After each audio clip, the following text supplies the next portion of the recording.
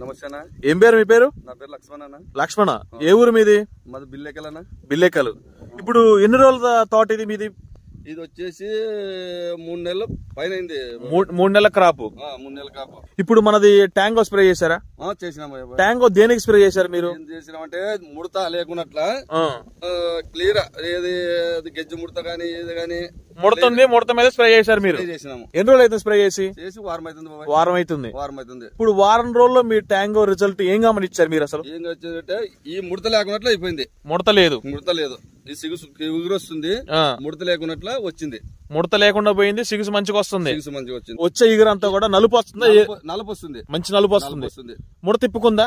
ముడతే లేదు బాబాయ్, పోయింది. ఇప్పుడు ఇగురు ఎట్లా వచ్చింది అంటే వచ్చే ఆకంతా కూడా పెద్ద ఆకు వస్తుందా, చిట్టాకు వస్తుందా? చిన్న ఆకలి మాత్రం నీట్ గా వస్తుంది.